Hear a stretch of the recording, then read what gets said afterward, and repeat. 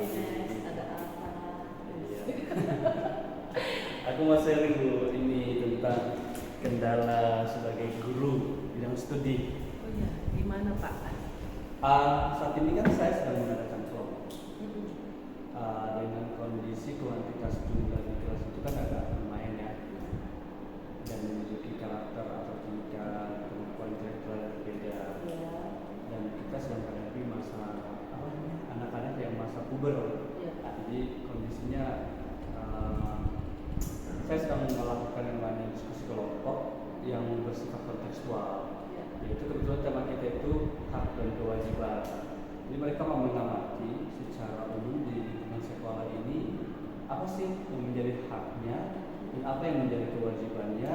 Iya. Kemudian kira-kira hak dan kewajiban ini sudah seimbang atau belum dilakukan. Jika tidak, kenapa? Jika iya, kenapa? Memberikan saran gitu. Cuman kendalanya ternyata mereka terkendala dengan istilah-istilah menganalisis, kemudian melihat hal-hal yang kontekstual.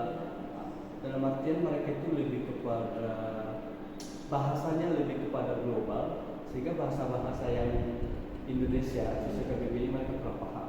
Itu satu kendalanya.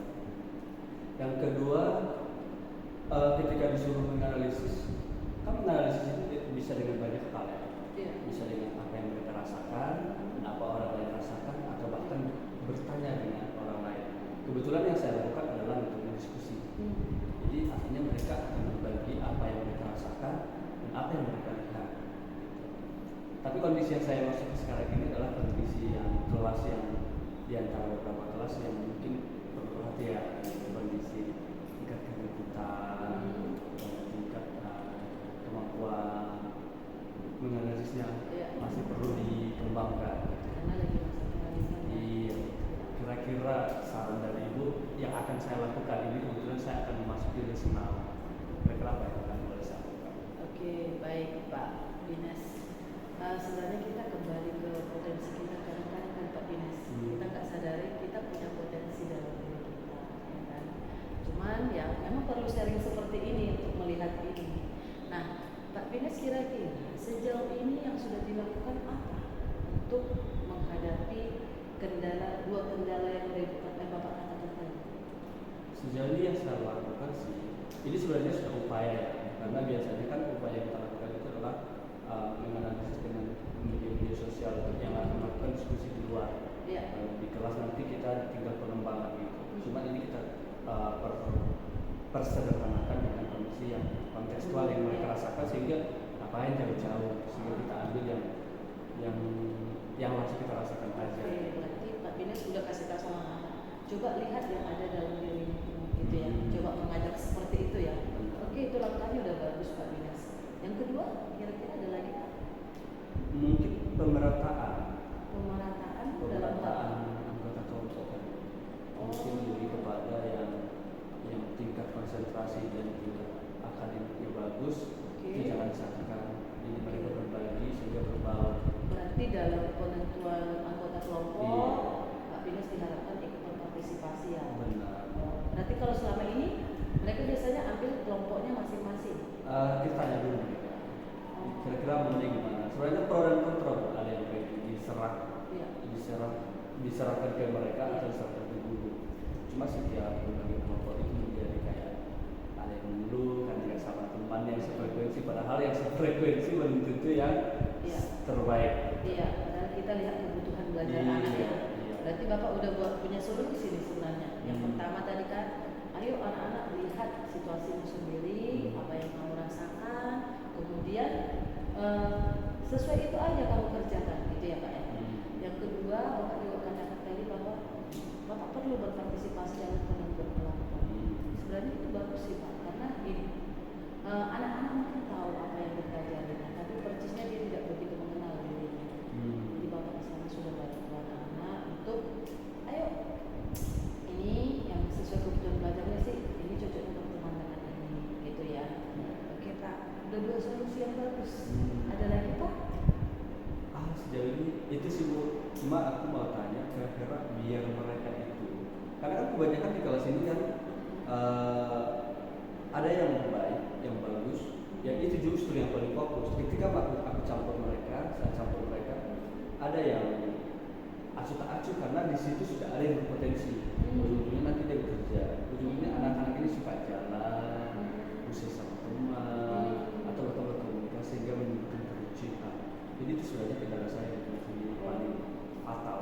Berarti gini ya, ketika Bapak juga ikut berperan dalam kelompok itu, malah anak-anak yang fokus dia tetap fokus, anak-anak yang kurang fokus ya akhirnya percayakan sama yang fokus aja gitu. Oke, Bapak udah pernah nggak coba tanya anak-anak kenapa begitu? Mungkin sekilas loh, tapi nggak terlalu fokus. Karena kan ketika kenapa kamu memang anak ada si A, si B, kan ini diskusi kelompok hasilnya kan bersama. Ketika buruk satu kelompok gara-gara kamu, ya dampaknya bukan hanya kamu, tapi kelompok gitu, tim. Anak-anak kita udah tahu ya, bahwasanya mereka pasti diam 1 sampai 10 detik. Detik ke 11 iya. Oke, tapi ketika Bapak coba tanyakan, mereka terlihat memahami sebenarnya posisi mereka di kelompok. Iya. Berarti kalau dari yang Bapak katakan sebenarnya mereka diam, cuman tetap belum berpartisipasi. Kira-kira bisa nggak Bapak cari cara supaya mereka tetap merasa bahwa bagian dari kelompok itu dan penting bertanggung jawab untuk kelompok itu, karena yang Bapak keluhkan kan itu. Kira-kira ada nggak solusi Bapak untuk itu? Untuk solusi dalam hal itu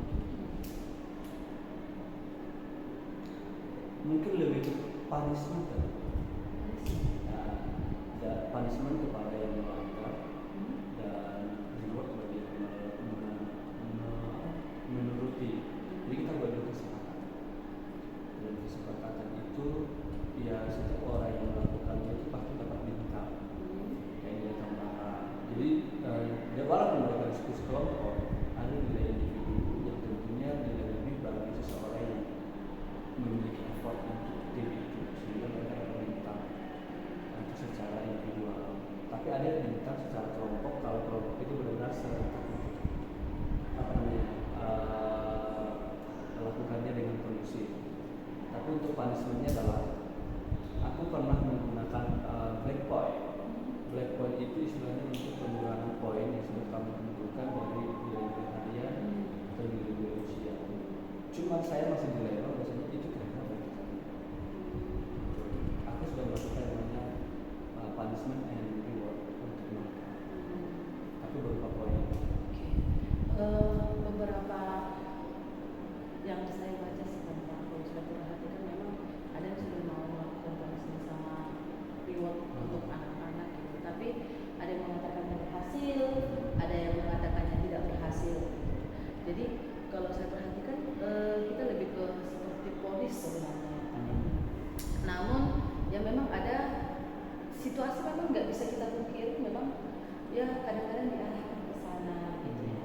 Nah selain itu ada nggak cara yang lain yang membuat dia lebih sadar bahwa oh iya saya bagian dari tim, maka saya harus bertanggung jawab dalam tim.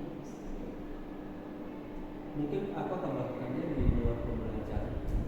Kira-kira apa itu Pak? Macam sharing care.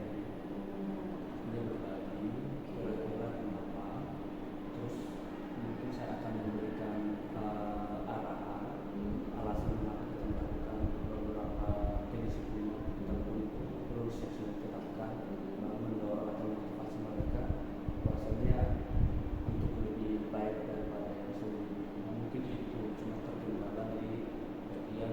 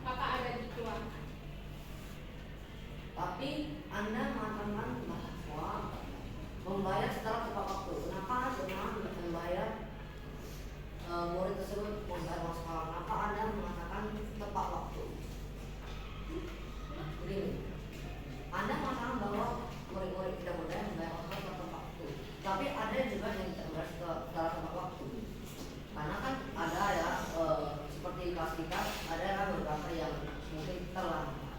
Jadi kenapa anda sekarang murid-murid tidak berdaya membayar sekolah pokok? Kenapa anda sekarang murid-murid tidak berdaya membayar uang sekolah?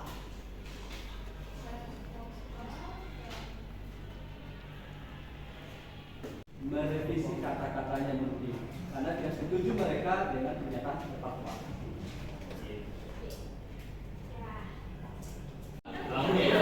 Bab kelompok lintang. Bintang. Lintang kok bintang skibidi.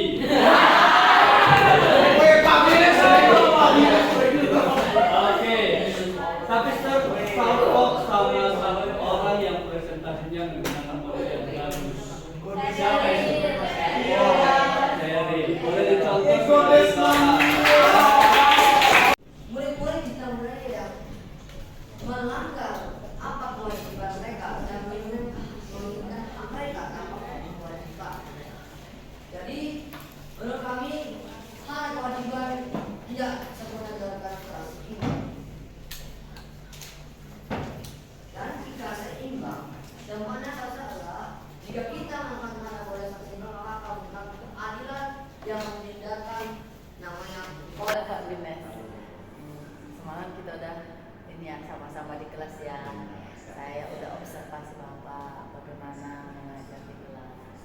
Nah, setelah kita melakukan coaching kemarin ya Bapak, kira-kira menurut Bapak setelah Bapak amati sendiri, ada nggak perubahan kelas yang Bapak rasakan seperti itu? Untuk perubahannya sendiri sih Bu, saya rasakan ketika saya mengajar ada pasti. Dan terus ketika saya benar-benar melihat ternyata bukan mereka musuh kita, ternyata kita gitu. Ternyata solusinya ada sama kita. Jadi ketika semalam waktu mulai mengajar mungkin seperti yang ibu saksikan dan ibu observasi, saya merasa lebih nyaman untuk mengerjakan. Ternyata tantangannya itu ada dalam pikiran saya saja, realitanya di lapangan bisa kita tuntaskan. Bisa ya Pak ya. Nah, saya lihat juga, saya merasakan happy-nya kelas Bapak tadi ya, gimana antusiasnya anak-anak. Jadi setelah Bapak jalani seperti itu, apa yang Bapak buat hingga ada perbedaan antara yang kemarin sama saat kita observasi kemarin Pak? Lebih kepada fokus pada ketentuan sebenarnya guru harus ada yang namanya menyampaikan tujuan pembelajaran, di mana ketika tujuan pembelajaran itu kita tidak hanya fokus pada tujuan apa targetnya, ternyata kita perlu mendorong mereka sebagai motivasi mereka sehingga mereka bisa memberikan dan berekspresi dengan baik. Seperti yang tadi kita sampaikan bahwasanya ketika kita bisa menghargai orang lain tanpa kita sadari kita telah memberikan dampak positif pada mereka, sehingga kita juga mendukung perkembangan mereka dan mereka juga mengikuti itu, dan faktanya memang jadinya lebih kepada respect ya satu sama lain gitu. Berarti Bapak udah nyaman ya menjalani kelasnya tadi ya? Masih ada kendalanya Pak? Untuk kendala sebenarnya tidak akan pernah pupus ya atau habis. Mungkin kita sebagai guru memang benar kata orang-orang pintar bahasanya guru yang baik itu adalah guru yang belajar. Artinya kita mengajar itu bukan sekedar mentransfer ilmu, tapi kita juga belajar tentang situasi dan kondisi, dan bahkan belajar sebelum kita terjun ke lapangan seperti yang kita lakukan semalam. Berarti sejauh ini Bapak udah nyaman, sudah melihat bahwa tujuan-tujuan pembelajarannya sudah tercapai. Berarti proses-proses yang memang Bapak udah buat di dalam alur dan murid-murid juga inginkan sudah bisa digapai Pak ya? Iya, cuma beberapa pengalaman yang saya ambil, kadang-kadang proses itu yang kita rencanakan tak selalu berjalan seperti apa di lapangan. Tapi kadang-kadang proses yang tidak kita rencanakan bisa muncul tiba-tiba, atau mungkin tiba-tiba ilmu atau kebijakan itu timbul sendiri di lapangan. Kita intinya sih yang saya pelajari dari proses itu, kita belajar memahami situasi dan kondisi. Jadi memahami kebutuhan siswa, kita fokus pada apa yang sedang kita hadapi, bukan fokus apa yang menjadi target kita sebagai guru. fokus pada murid. Benar. Keren Pak Bines. Makasih, Pak. Saya rasa Bapak sudah mencapai apa yang Bapak harapkan dan anak-anak harapkan. Saya pikir kalau misalkan Bapak caranya begini terus, saya yakin kemampuan Bapak mengajar akan lebih baik. Benar. Kita sebagai rekan kerja, guru juga saling ingatkan kayaknya saling berbagi seni gitu ya. Oke, thank you ya Pak Bines. Terima kasih banyak, Bu.